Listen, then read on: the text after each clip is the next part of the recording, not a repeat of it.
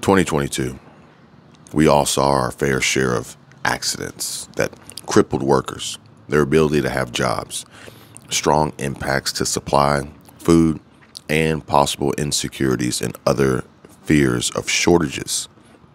All for what main reason, though? Were they intentionally planned and prepared attacks against the people? Were they trying to slowly and strategically eliminate us all?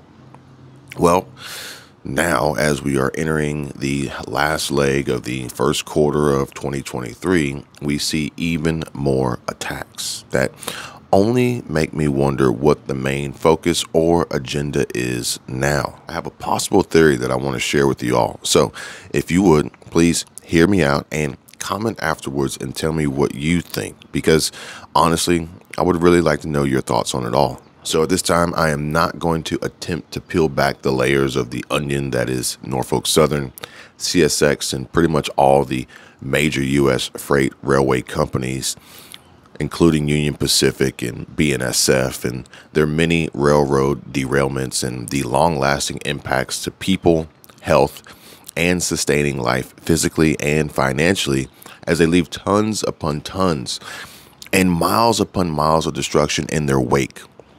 I'll save that for Squirrel Tribe. Instead, I want to focus on just the recent rash of fires that have occurred in the last, let's just say, 48 to 72 hours. Dayton, Ohio. 5 people found dead in debris of Dayton house fire. The Dayton Daily News shared footage and additional information from crews executing orders of an emergency demolition after a massive North Broadway Street fire, and shared that a total of 5 people's bodies have been found Wednesday in the debris of a vacant North Broadway Street house that caught fire almost 24 hours earlier. Dayton Daily News said the first body was discovered Wednesday morning after Dayton Fire Department crews extinguished the fire at the large 2-story house and had begun working on an emergency demolition due to the structural instability of the building. The fire was reported around 4 a.m. in the 500 block of North Broadway Street near West Riverview Avenue and just north of Wolf Creek, and the responding crews could see heavy smoke from a mile away, and on arrival began to make an aggressive interior search. But according to Deputy Chief Mike Rice of the Dayton Fire Department, he said they had to back out due to intense fire and concerns about a possible collapse. Now, Rice said, and I quote, "We were pulled out very quickly, within a few minutes, because of the heavy fire conditions. And in the back of the structure, we had fire on all floors and in the basement, and we could not continue our search," end quote. So because of the building's collapse during the fire, it is not clear on which floor the first deceased person found had been. Yet crews also called 2 cadaver dogs to search for any other possible victims, and this is according to Rice. And from there, he mentioned that a second deceased victim was located under heavy debris. All according to a news release issued around 5:45 p.m. on Wednesday from the Dayton Fire Captain Brad French, adding that extensive search operations are still ongoing within the collapsed portions of the structure. And with a third body, according to emergency scanner reports, having been recovered around 6:45 p.m. And 2 more were found after that.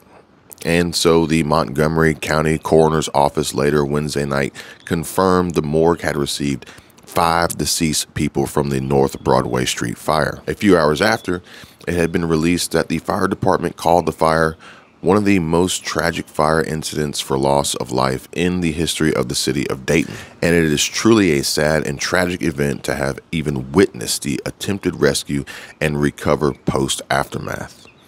Such a devastation where fire personnel had been working for 18 hours, yet the scene remained active and crews would continue to search as long as necessary to ensure that all collapsed areas are fully assessed for search and investigative purposes.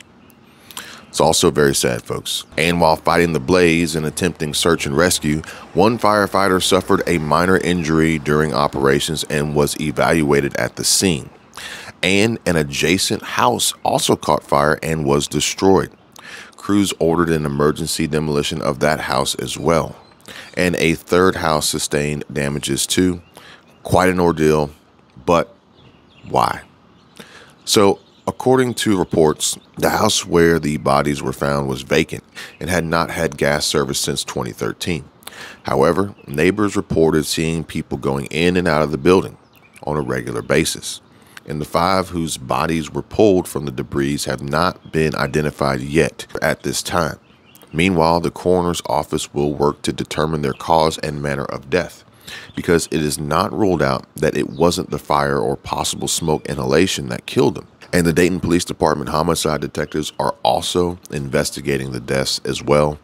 And the cause of the fire remains under investigation still. And another in Ohio, as WLWT5 reports, crew responds to explosion, small fire at chemical plant in Winston Hills, and said that Cincinnati Fire and EMS confirmed that Cincinnati fire crews responded to an explosion and a small fire at Emory Oleochemicals facility Monday night, and there were no injuries in the explosion or the response, which is good news.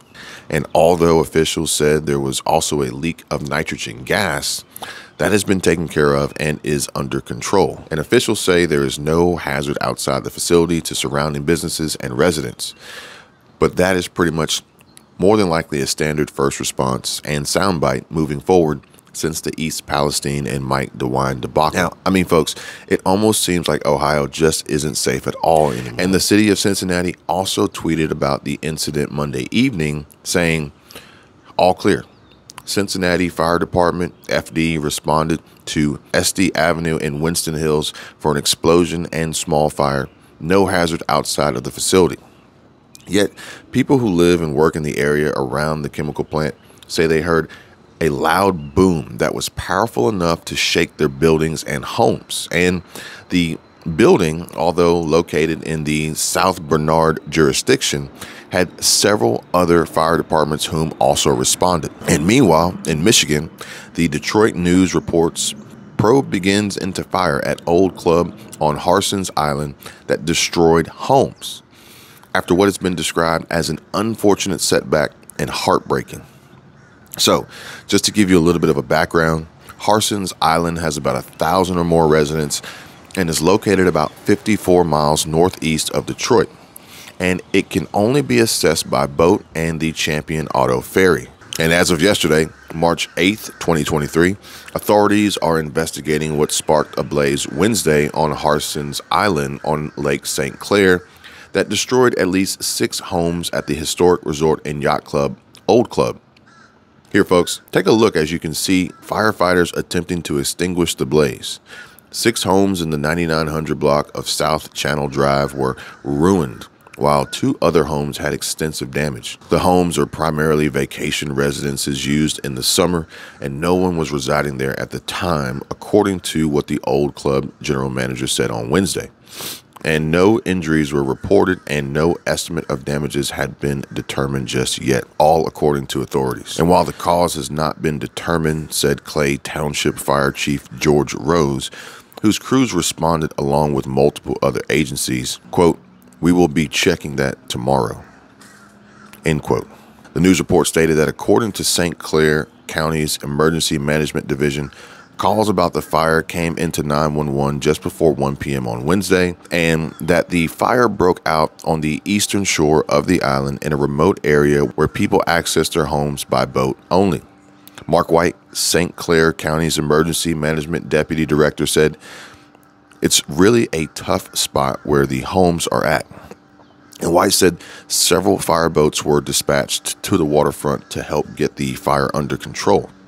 While on the island, fire trucks staged their response from a parking lot several blocks away from where the homes were located. In addition to Clay Township, fire departments from Era Township, Algonac, Marine City, and St. Clair responded to the scene. Departments from Chesterfield Township and New Baltimore in neighboring Macomb County also were dispatched as this fire, according to Director White, said, "It's wiped out the southern half of our county for fire resources."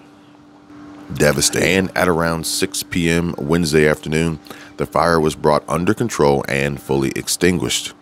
and club officials said its board of directors would bring in a team of environmental specialists to advise on cleanup and any environmental effects of what remains of the old club that dates back some 150 years to 1872, when a group of sportsmen met at a downtown Detroit bookstore to organize the St. Clair Fishing and Shooting Club of Detroit. And so we have just 3 examples here of recent tragedy, and unfortunately what is likely to be many more to come. But I'm still beginning to wonder, why is all this happening now, and should we begin to prepare for it to happen more frequently as the days press on?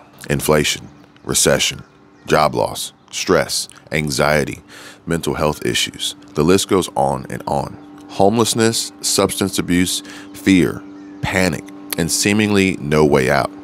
Bad losses in the stock market, crypto market, and tanked exchange losses like with FTX, or maybe even just upside down on mortgages after overextending themselves and overpaying for high-priced real estate during the pandemic-fueled housing market bubble. Vagrants and squatters occupying vacant facilities, imposing extreme risks to surrounding residences as a result of their bad judgment, neglect, and poor lifestyle habits, choices, and decisions. Are these deadly events mere unfortunate accidents, or are they planned acts of desperation, arson possibly, to collect on insurance claims and get out from underneath bad debt, failing businesses, and the struggles, stress, and pressures tacked on by the economy, the Fed, the current administration, global conflict, and or even pressures at home?